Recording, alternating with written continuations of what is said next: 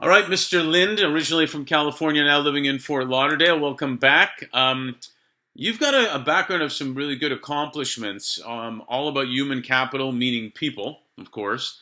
Poli-sci, labor relations, education, certainly management and executive positions in major corps, some of them that you've mentioned, but from utility to restaurant to airlines and into consulting. So you've seen your fair share of different situations. Share with us how you've evolved in your career, and are you in a place where that's what I always wanted to be when I grow up? Well, let's do the growing up business later, and give the evolution, if you will, first. Mm-hmm. Unlike many people, I got into the human resources function, or people function, or talent function, whatever you want to call it, human capital, on purpose. I looked at different things I might do with my life. I said, this field, I think, could be really interesting because of its breadth of knowledge requirement and what it can do for a business. And we'll come back to that, I think, as we talk. Originally, I think I got into the function and thought my job is to help. My job is to help people get whatever it is they need to get done. Get someone hired, get someone rewarded, get someone disciplined if need be, help someone grow. So a very helping role, which was beyond what some folks saw the HR function being about. Many people, unfortunately, even still today, think of it as the politically correct police or the administrative controls or the let's make sure we're legally compliant. And mind you, all those things at times need to happen. Okay, we do need to be respectful in the workplace. We do need to be legally compliant. But it's like saying my job is to breathe and walk and chew gum at the same time. If you want a gold medal, that's not sufficient. So nor is helping sufficient. Helping is good. That's not going to get you a gold medal either. What might get you a gold medal is owning something, owning accountability for something. So over time, my thinking has evolved from I'm going to help you do stuff to I'm going to help you do stuff, but I'm going to own those outcomes. Much like, say, a CFO is responsible for ROI with all the rest of the C team helping, and the CMO is responsible for let's make sure we get a hold of customers and we keep them coming back with the rest of the team helping. Right. HR leader, the people leader, whatever you want to call the role, is about getting a return on that labor cost, that human capital, and getting the best ROI out of that, and making sure that ROI grows all the time by increasing productivity. We spend this on it, and what do we get for it? So owning that outcome, I think, is really where the function I've been responsible for in my career needs to be, and it's a different level of personal accountability and expectations than just I help others. Yeah, I love that. I heard a Doc Rivers quote a while back, something to the effect of, owning something and talking to professionals that the best professionals are ones that love to be told the truth and be accountable and, if you will, own it, right? Well, once you own it, you're like, okay, that's my baby. If you're a parent, many of us are, you're taking accountability for helping that child grow up. And obviously, your work responsibility is different than raising a child, but the sense of this is mine to make sure it gets taken care of well, no matter what. Right. It sets a different standard inside your own psyche, inside your own mind. Well, it's a good segue to what I want to talk about. You've been an HR leader, obviously, and been where most professionals, not just HR people, want to be, and that's strategically involved in the company's business, which I think is key because. There's some HR people that, their fault or not, are sometimes just now keyword reviewers or things of that nature, not strategically involved in the business where they should be. I believe you should be at the strategy table. Tell us the value that you see that really brings to an organization to have, use a sports analogy, consistent winning seasons with your talent. Well, let's start with what drives business performance. We have all these things that we learn in business school or from our life experience or whatever. We learn about strategy, we learn about capital, and we learn about leverage, and we learn about branding and process improvement and all those things. And they all create value. All of those things create value. Mm-hmm. But when you peel away the onion and get to the root of all value creation, there's always a person behind it. Even if we had robots doing everything, which we may have in 10 or 20 years, everything physical or many things physical, there's going to be someone building the robots, maintaining the robots. Even the robots maintaining their robots, someone's got to write the code for that. So there's always a person behind everything. We say we have, some intellectual capital. Well, guess what? There's a person that built that intellectual capital, intellectual property, if you will, that we have on our balance sheet. We have a bunch of buildings or proprietary, stuff, process, etc., maybe some equipment and so forth. Well, guess what? Someone either made that or made the decision to buy it and invest in it. So everything in the end comes back to human performance is the only real variable in business performance. We have this saying in our business lives that many corporations do anyway, that people are our most important asset. I submit that's not true. People are our only variable asset. They're it. Nothing happens by itself. And if we think it does, there's someone who programmed the code so it does appear to happen by itself, but some human being behind all that. It's funny you say that. I literally, in the last hour, I set up an appointment with a CEO of a company involved in the Internet of Things, and his assistant, let's call her Jane, which is not, I found it as artificial intelligent Jane. And so he had told me, let's do a certain day in the afternoon to talk. And the artificial Jane sent me a thing saying we can do it this time. So I picked one of the times, and then it was declined. And so he raised me, and I said, it must have been a mistake, right? And he says, well, Jane's not the brightest artificial intelligence we have right now. But there's a person behind Jane. And so I think the extended answer, if you will, is the value that someone paying attention to the people in the organization brings. That's the thing that makes the ultimate difference. It doesn't necessarily show up quickly. You can do a price cut or a price increase, or lop some costs off. And guess what? It shows up on the P&L right now. Okay, people stuff takes a while to build. Talent, commitment, execution. Those things are not overnight. I'm not saying they can't happen quickly, but they're not like chopping costs or raising prices. But they are the ones that create lasting, meaningful competitive advantage. And in the end, I think the only true source of competitive advantage, because everything else extends from what you as a leader and the people you lead do. Everything flows from that. Yeah, no doubt about it. We have an expression that people hire people and people join people. You don't join a company. And so you're right on. And the things that take the longest usually last the longest too, like trust and things of that nature. And so you're segueing really good again, because with respect to talent, we focus a lot on right fit. Those are two words we use the most. Because generally we're talking to pretty qualified people, so it has to be the right fit. And then you further develop them as leaders, and you hopefully retain the ones because you put investment into within your organization. Talk to us about your experiences, how people truly still are, as you would put, the only number one asset or variable asset, and what you've seen successful leaders offer to and create for their people to ensure everyone's success. Well, there's no doubt what number one is what leaders offer. They offer, you can call it purpose, you can call it meaning, you can call it vision, you can call it anything that says, I know what I am doing and what we are doing together matters. It matters to me, it matters to my colleagues, my coworkers, my teammates, It matters to my supervisor and his or her peers. So when meaning is created, then everything else good follows. But if we have, let's say we have great rewards or we have great growth opportunities, but we're not bought into the mission of the business, the purpose of the business, then all that stuff's kind of flat. It's kind of hollow. When people are hey, I'm signing up to go do that. Let's talk about for just a minute a mission and meaning and creating that.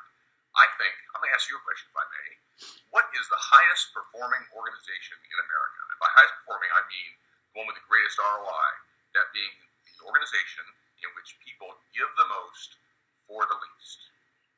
What would your answer be? Like the name of it? Yeah, pick an organization you think people give the most for the least. So that's by definition, getting the most for the least is the highest return. Give the most performance or results for the least compensation? Yeah, least total cost. Greatest return for lowest total cost in financial terms. Well, it's not the government, so I'll pass on that. I don't know. Give the most for the least. It's not Google. I don't know. What's the answer? Well, you might be surprised. I tell you, I think it's a branch of the government. I think the people who give the most for the least probably are armed services. Oh, that's true. If I went to them, I would pick out one in particular, and that's the Marine Corps. Okay, and they are gung ho, literally. Yeah. So these go they're the first to in, they're the first to land, they're first to storm the beaches, first to parachute in. They are the first ones on the front line, and they're not making a lot of bucks, but they're putting their lives on the line for their country and their fellow Marines. Right on. And what happens in basic training is they drink the Marine Kool-Aid, and it's good, organic, real, true, authentic, non-GMO Kool-Aid. It's good stuff. They drink it, they buy it, Semper Fi, and they're off to the races because they have meaning. They have meaning deeply imbued in every fiber of their soul. And we all know it because that's the only way they can do the things they do. So creating meaning to me, and you can go to many corporations, which people aren't putting their lives on the line, but they are committing themselves Right. because they bought into meaning. After meaning, I'd say, things that great leaders do, but they are far less important than that number one. Because when you have number one, everything else gets aligned to that. Everything gets aligned to your purpose, to your mission, to your meaning. And they all fit together to create really great outcomes. So after that, opportunities to grow. Great leaders are saying, hey, I'm going to help you become a better version, a more robust version of who you are and who you want to be. Help you fulfill your dreams. There is a quid pro quo. There's a this for that. You do your job, you help the organization be successful, and we'll help you grow and be successful too. And then, of course, you offer some rewards and some opportunities to take care of your family and yourself and the people you care and love in your life. And all those things are good. But if they miss the meaning, the mission, the purpose part, then growing and getting money is hollow. So that's number one with a bullet. Yeah, I think it's right on. Every search we do, we interview the executives and management. We ask them what's their why, which is what you're talking about, and I love that word. And every once in a while, luckily not too often, someone says, "Well, it's to make money," and I look at them and I say, "Really?" Because you're right, that won't last.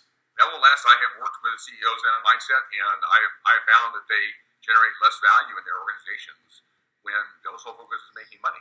Because some people may go to war for a little while for money.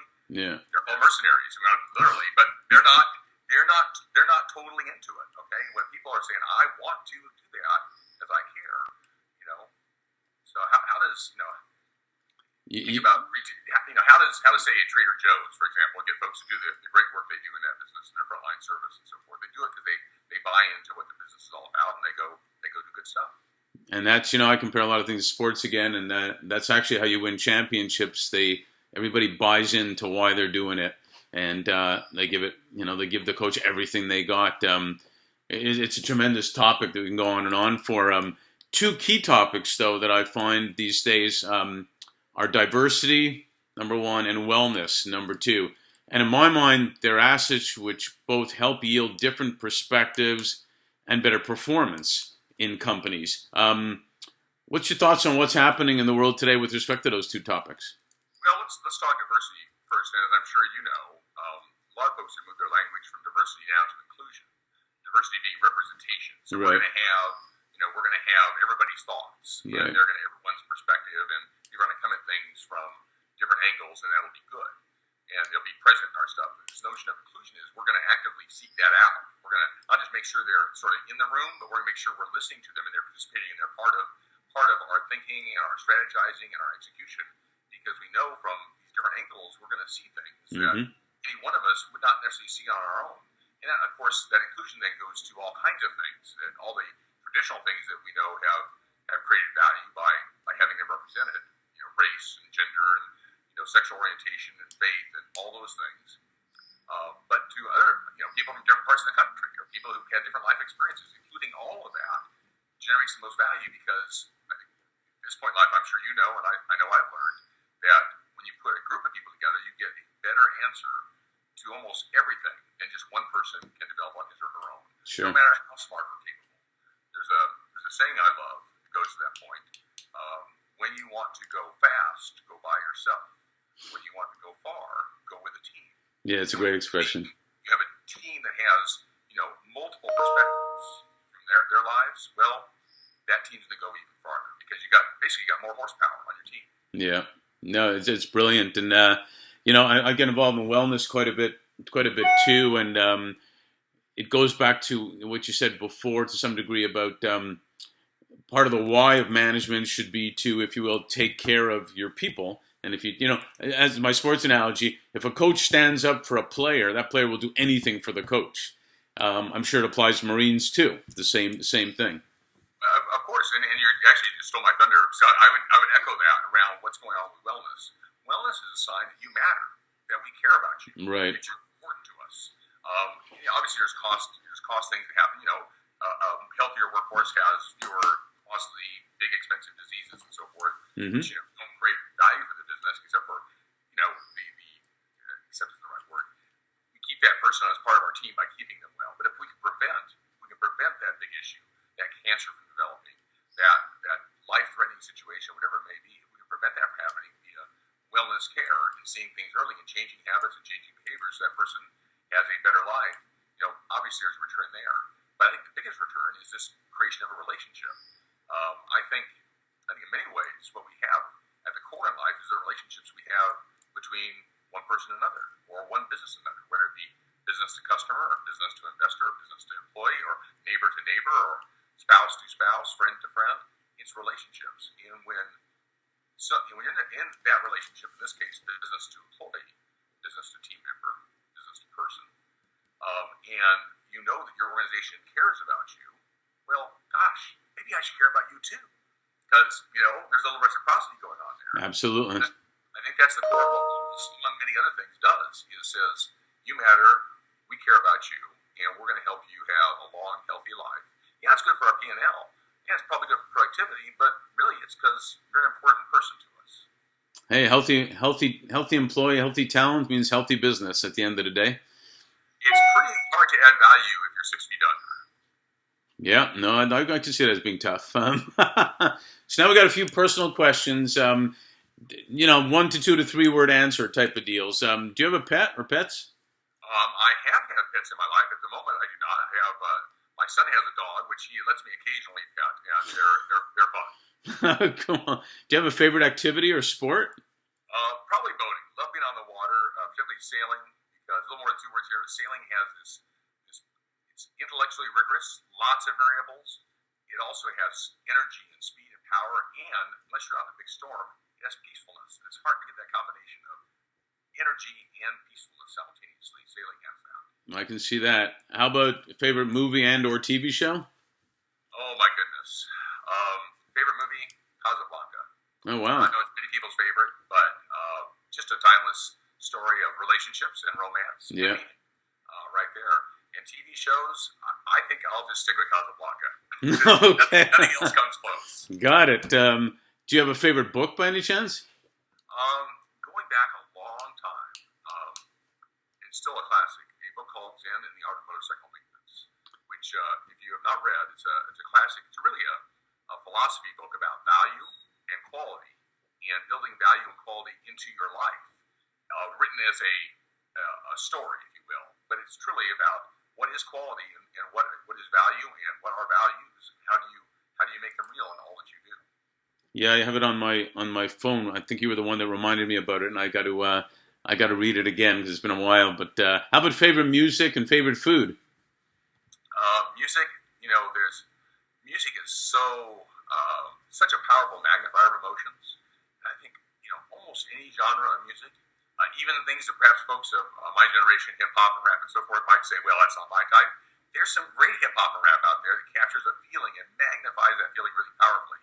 So I don't know that I can pick a favorite because it's all, when it's done with authenticity and real heart, it's powerful stuff that makes us all feel that whatever that music is inspiring more powerfully. As far as food, I got to give the same answer. Life is so full of, in different ways, so full of possibilities. To have just one would mean, well, unless you're going to become, eat all the time, you want to have a healthy body.